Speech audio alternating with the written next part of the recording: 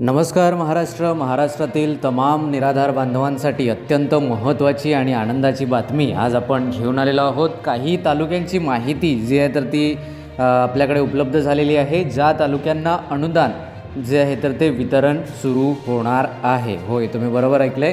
तुम्हाला मी काल सांगितलं की तुम्हाला कधीपासून अनुदान मिळणार आहे, तर तुमचे अनुदान जे आहे तर ते 7 तारखेपासून मार्च महिन्याचे अनुदान वितरणाची प्रक्रिया जी आहे तर ती सुरू होणार आहे। आता तुमच्या तालुक्यामध्ये काय स्थिती आहे, कोणत्या लाभार्थ्यांना डॉक्युमेंट्स देण्याची गरज आहे, काही लाभार्थ्यांचे डॉक्युमेंट्स अपडेशन बाकी आहे का, या सर्वच विषयावर आज आपण माहिती जाणून घेणार आहोत। त्यामुळे जर आपल्यापैकी कुणी चॅनलवरती नवीन असेल तर चॅनलला सबस्क्राईब करायला विसरू नका। तर बघा, 7 मार्च 2026 पासून तुम्हाला अनुदान वितरणाची प्रक्रिया जी आहे तर ती सुरू होणार आहे। त्यानंतर तुम्हाला अनुदान येईल। आता काही तालुक्यांची माहिती आपल्याकडे उपलब्ध झालेली आहे, ज्यामध्ये गोंडपिंपरी हा चंद्रपूर विभागातील एक तालुका आहे, ज्याची माहिती आपण पाहूया। तर या तालुक्यामध्ये जे आहे तर ते या वेळेस देखील म्हणजे फेब्रुवारी महिन्यामध्ये देखील काही लाभार्थ्यांचे डॉक्युमेंट्स अपडेशनचे काम झालेले आहे। आता तुम्ही विचाराल आता चालू आहे का, तर नाही, आता काम जे आहे तर ते पॉज करण्यात आलेले आहे। ठीक आहे। त्याचबरोबर काही दिव्यांगांचे देखील डॉक्युमेंट्स इथे अपडेट करण्यात आलेले आहे, ज्यांना 2500 रुपयाचा प्रॉब्लेम होता अशा लाभार्थ्यांना गोंडपिंपरी चंद्रपूर या विभागामध्ये। ठीक आहे। त्यानंतर पुढील जो विभाग आहे तो देखील अत्यंत महत्त्वाचा आहे, हातकणंगले या देखील तालुक्याची माहिती आता समोर आलेली आहे। या तालुक्यामध्ये खास करून दिव्यांग लाभार्थ्यांचे डॉक्युमेंट्स अपडेट करण्यात आलेले आहे आणि इतर जे लाभार्थी आहेत तर त्यांचे डॉक्युमेंट्स अपडेट करण्यात आलेले आहे की नाही याची माहिती मिळालेली नाही आहे, परंतु दिव्यांग लाभार्थ्यांना इथे दिलासा मिळणारी जी आहे तर ती बाब आहे की त्यांचे डॉक्युमेंट्स पोर्टलवरती अपलोड म्हणजे लिंक करण्यात आलेले आहे। जी काही प्रोसेस आहे तर ती झालेली आहे। बाकी हातकणंगलेमध्ये इतर कोणी डॉक्युमेंट्स दिले असेल तर त्यांचे झाले का, त्यांनी एकदा चौकशी करणं गरजेचं आहे। ठीक आहे। झाले नसेल असं अजिबात म्हणत नाही, आमच्याकडे माहिती आलेली नाही। ठीक आहे। आणि येथून अधिक एक माहिती समोर येते आहे की 7 तारखेच्या नंतरच या देखील तालुक्यामध्ये अनुदान वितरणाची प्रक्रिया सुरू होणार आहे, हातकणंगले। आणि या आधीचा जो तालुका होता त्याला तारीख मिळालेली नाही। ठीक आहे। पुढील तालुका आहे औसा या देखील तालुक्याची माहिती आता पुढे येते आहे। येथे सर्वच लाभार्थ्यांचे जे काही काम होते पेंडिंग ते करण्यात आलेले आहे। त्यांच्याकडून स्पेसिफिकली फक्त दिव्यांग किंवा इतर लाभार्थी अशी माहिती देण्यात आलेली नाही, तर जे काही काम होते तर ते लाभार्थ्यांचे इथे अपडेट करण्यात आलेले आहे। ठीक आहे। त्यानंतर पुढील देखील तालुका जाणून घेणं अत्यंत महत्त्वाचं आहे, हा म्हणजे चिखलदरा जो तालुका आहे अमरावती विभागातील, तर या तालुक्याची माहिती देखील पुढे आलेली आहे। यामध्ये देखील सर्वच लाभार्थ्यांचे डॉक्युमेंट्स अपडेशनचे जे काम होते तर ते करण्यात आलेले आहे। त्याचबरोबर काही लाभार्थ्यांचे आज उद्या देखील हे काम केले जाणार आहे, म्हणजे इथे काम थांबवले का त्यांनी, तर अजिबात नाही, ते अद्यापही पुढे देखील डॉक्युमेंट्स घेत आहेत। ठीक आहे। काम चालू आहे आणि काही लाभार्थ्यांचे काम जे आहे तर त्यांनी कंप्लीट केलेले आहे। तर जर आपण या तालुक्यातून असाल तर आपले काम झाले असावे किंवा होण्याची शक्यता जास्त आहे, कारण काम त्यांनी थांबवलेले नाही। बाकी 7 तारखेच्या नंतर इथे देखील अनुदान येईल अशी माहिती मिळालेली आहे। ठीक आहे।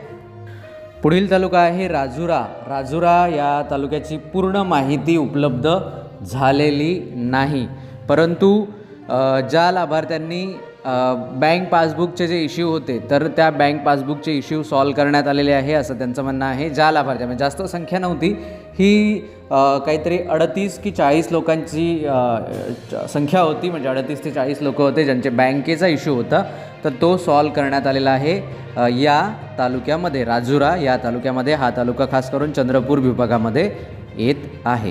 त्याचबरोबर पुढील देखील तालुका जाणून घेणं अत्यंत महत्त्वाचं आहे, तो तालुका आहे वैजापूर, छत्रपती संभाजीनगर येथील वैजापूर या देखील तालुक्यामध्ये अनुदान वितरणाची प्रक्रिया आपण सांगितल्याप्रमाणे 7 तारखेच्या नंतर जे आहे तर ते होणार आहे। त्याचबरोबर दिव्यांग व इतर लाभार्थ्यांना महत्त्वाच्या सूचना देण्यात आलेल्या आहे। ज्या लाभार्थ्यांनी अद्यापही डॉक्युमेंट्स दिलेले नाही अशा लाभार्थ्यांनी वैजापूर, छत्रपती संभाजीनगर या तालुक्यातील लाभार्थ्यांनी डॉक्युमेंट्स आता द्यायचे आहे। इथे अपडेशनचे काम झालेले आहे का किंवा करण्यात आलेले आहे का किंवा चालू आहे का याची माहिती मिळालेली नाही आहे.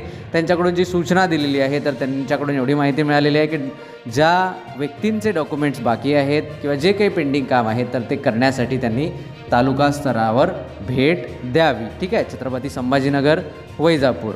पुढील तालुका आहे छत्रपती संभाजीनगर, पैठण या तालुक्याची देखील माहिती पुढे आलेली आहे. काही लाभार्थ्यांचे, दिव्यांग खास करून लाभार्थ्यांचे जे आहे तर ते ऑनलाईन सर्टिफिकेट नसल्या कारणामुळे जे आहे तर ते अनुदान थांबवण्यात आलेले आहे. यामध्ये 300हून अधिक लाभार्थी असे आहेत ज्यांचे अनुदान थांबवण्यात आलेले आहे. तर या सर्व लाभार्थ्यांनी जे आहे तर ते ऑनलाईन सर्टिफिकेट्स काढावे. या 300मध्ये फक्त दिव्यांग नाही आहे, इतर देखील लाभार्थी आहेत जे वेगवेगळ्या कॅटेगरीतून येतात. पण 300 लाभार्थ्यांचे अनुदान या तालुक्यामध्ये, 300हून अधिक लाभार्थ्यांचे अनुदान या तालुक्यात मिळालेले नाही. पैठण तालुका, छत्रपती संभाजीनगर.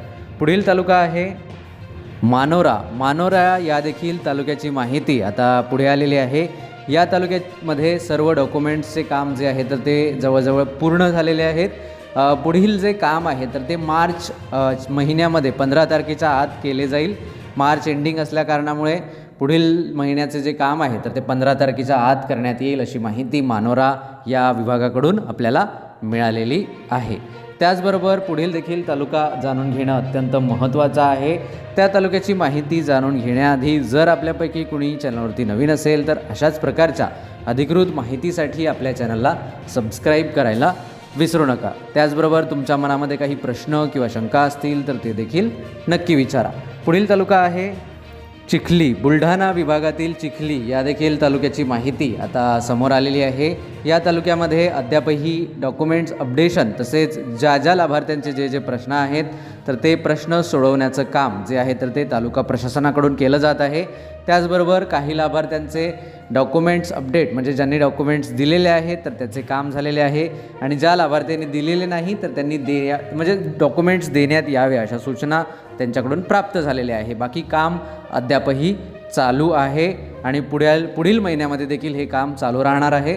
अनुदान वितरणाची प्रक्रिया 5 मार्चपासून होईल अशी माहिती मिळालेली आहे. आता आम्ही 7 तारीख सांगितली परंतु या तालुक्याची माहिती 5 मार्च या दिवसापासून आपल्याला मिळत आहे, म्हणजे होईल अशी माहिती मिळते आहे. बघूया, वाट पाहूया, वेट अँड वॉच करणे हेच आमचं काम आहे. ठीक आहे.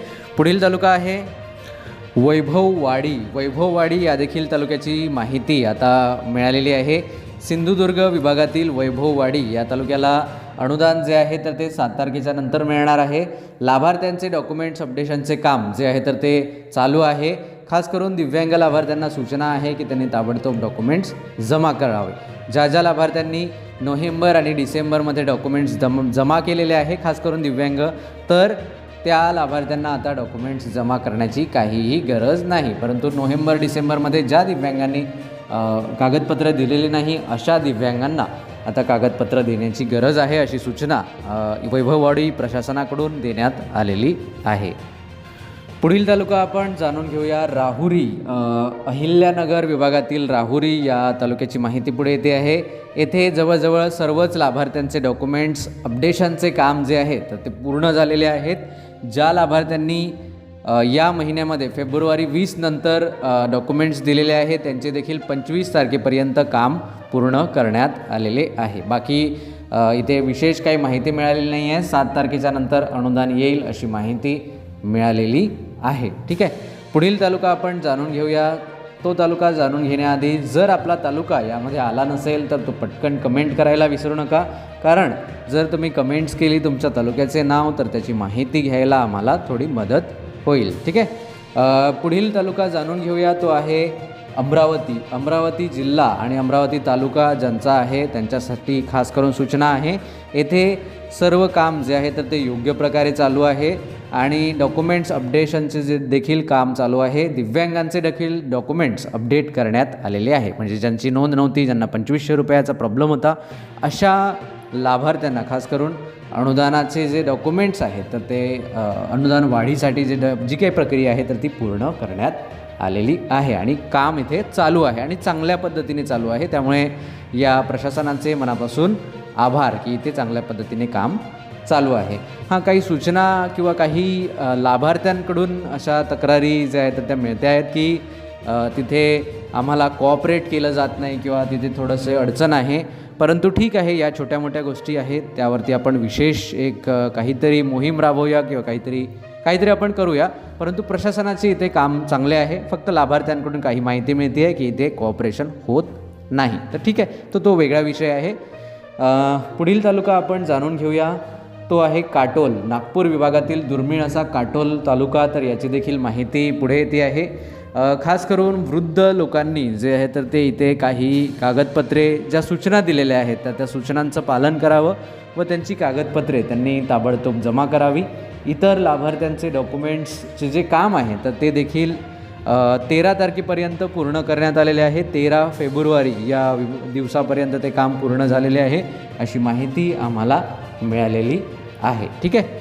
बाकी इतर दिव्यांगांचे किंवा इतर जे आहेत तर ते देखील डॉक्युमेंट्सचे काम चांगल्या पद्धतीने चालू आहे. एवढे काही विशेष म्हणजे हे नाही, विशेष बाब नाही की चालू नाही आहे किंवा मग काम थांबलेले आहे, तर चालू आहे. 13 तारखेपर्यंत अपडेट आलेली आहे. पुढे ज्यांनी 13 तारखेच्या नंतर या तालुक्यात डॉक्युमेंट्स दिलेले असेल त्यांची माहिती आलेली नाही, ती मिळाली की पुढील व्हिडिओमध्ये आपण सांगण्याचा पुरेपूर प्रयत्न करूया.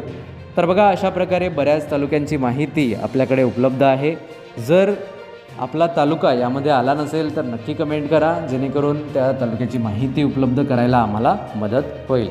त्याचबरोबर अशाच प्रकारच्या माहितीच्या व्हिडिओजसाठी आपल्या चॅनलला सबस्क्राईब करायला विसरू नका. चला तर भेटूया पुन्हा एकदा एका नवीन माहितीसह नवीन व्हिडिओमध्ये. तोपर्यंत नमस्कार, धन्यवाद.